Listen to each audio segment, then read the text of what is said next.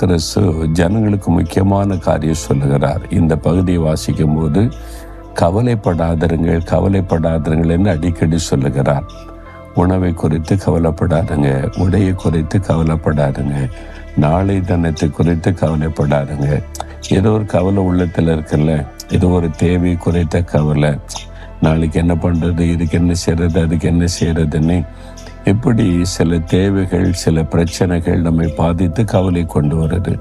இயேசு சொல்றார், கவலைப்படாதங்க. கவலைப்படாமல் எப்படிங்க இருக்க முடியும்? இதெல்லாம் காரியம்லாம் இருக்குதுன்னா உங்களுக்காக கவலைப்பட ஒருவர் இருக்கிறார், பரமபிதா. அவர் உங்கள் மீது கவலைப்படுகிற அக்கறை உள்ள ஒரு தேவன். உங்களை போஷிக்கணும், உடுத்து வைக்கணும், உங்களை ஆசீர்வதிக்கணும், உங்களை தேவைகளை சந்திக்கணும் அவருக்கு தெரியும். அதனால நீங்க என்ன செய்யணும்னா, முதலாவது தேவனுடைய ராஜ்யத்தையும் அவருடைய நீதியையும் தேடணும். ஃபர்ஸ்ட் ஆண்டவருக்கு முதலிடம் கொடுங்க. நான் பரலோக ராஜ்யம் அதை நாடுங்க. நான் இந்த மரணத்திற்கு பிறகு நித்திய காலமாய் வாழப்போது பரலோகத்தில். இந்த பூமியில 70 வருஷம், பலத்தின் மிகுதினால் 80 வருஷம், அவ்வளவுதான் வாழ்க்கை.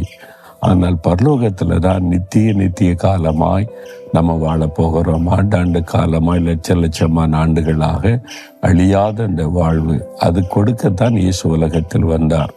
இயேசு சிலுவையிலே மரித்து உயிர்த்தெழுந்து அவர் தான் வந்து உயிர்த்தெழுதலின் முதற் பலனானார்.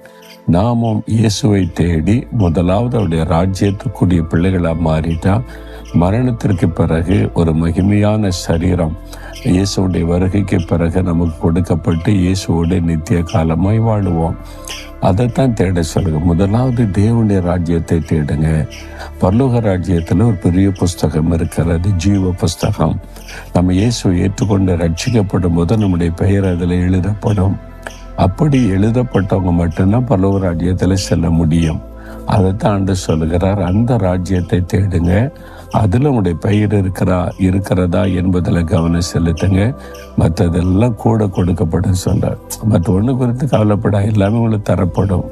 அப்போ என்ன, அதுதான் ஆண்டவர் சொல்ற வார்த்தை. அப்போ நீங்கள் எதை குறித்து கவலைப்படணும்? நான் ரட்சிக்கப்படணும், பரலோக ராஜ்யத்துக்கு போகணும், என் பெயர் ஜீவ புஸ்தகத்தில் இருக்கணும், அதை குறித்து தான் கவலைப்படணும்.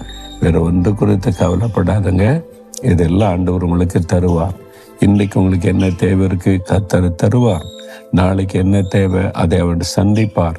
எதிர்காலம் அவருடைய கையில் இருக்குது, அவர் ஆசீர்வாதமாக நடத்துவார். எதுக்கு கவலைப்படணும்?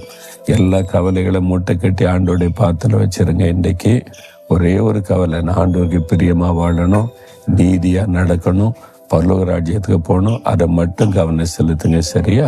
ஆண்டவரை பார்த்து